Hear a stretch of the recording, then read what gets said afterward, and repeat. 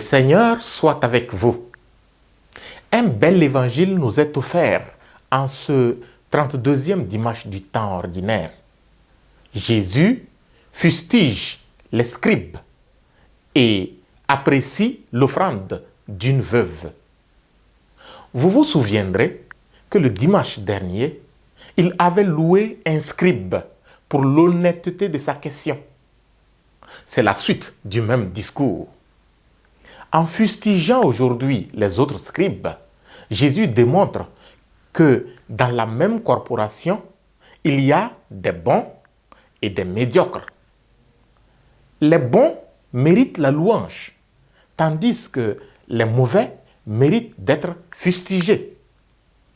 Jésus reproche donc aux mauvais scribes leur comportement qui trahissent leur enseignement. Ils aiment les vêtements d'apparat. Ils aiment qu'on les salue en public. Ils aiment les places d'honneur. Et tout ça, ça coûte évidemment. Raison pour laquelle ils dévorent les biens des veuves sans vergogne, ce qui est digne de l'enfer. Jésus sait qu'en disant cela, il ne parle pas de tous les scribes, mais seulement des mauvais scribes. Une fois qu'il a attiré l'attention de son auditoire sur ses mauvais comportements, il exhorte le même auditoire quand même de continuer à donner l'offrande au temple, puisqu'il s'est assis pour regarder les gens mettre l'aumône dans le tronc. C'est ainsi qu'il donne pour exemple cette veuve qui y a jeté tout ce qu'elle avait pour vivre. Évidemment, si cette veuve avait considéré l'apparat des mauvais scribes, elle n'aurait pas pu jeter son tout dans le tronc. Mais elle a considéré que ce qu'elle offrait, elle l'offrait à Dieu. C'est pour cela qu'elle a été capable de mettre son tout dans le tronc et devient ainsi un exemple qui plaît à Jésus. Cet évangile est très riche pour deux raisons principales. Je suis sûr que si les chrétiens allaient tenir compte de l'apparat de certains prêtres et évêques, de leur luxe quelquefois à faire vomir, il n'y aura rien comme offrande dans l'église. Heureusement, qu'en donnant l'offrande, beaucoup d'entre eux pensent à Dieu et non pas aux mauvais prêtres.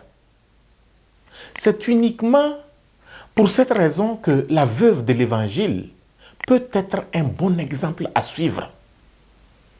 En étant capable de donner son tout et non pas son superflu, le chrétien démontre que son offrande va à Dieu, de qui il tient tout, la vie, la santé, le travail et le fruit de son travail et toutes les autres grâces.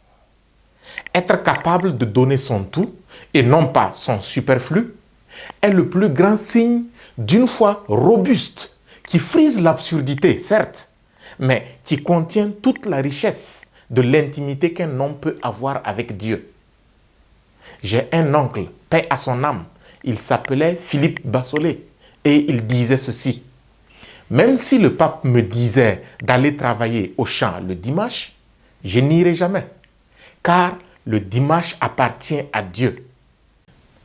Heureusement qu'il y a encore des hommes et des femmes qui, complètement imbibés d'une absolue confiance en Dieu, continuent d'offrir leur aumône, comme cette veuve de l'Évangile, donnant leur tout et non pas leur superflu, tout en ne se laissant pas perturber par l'apparat malheureux de certains consacrés qui affichent leur goût démesuré de vêtements, de gadgets et de luxe.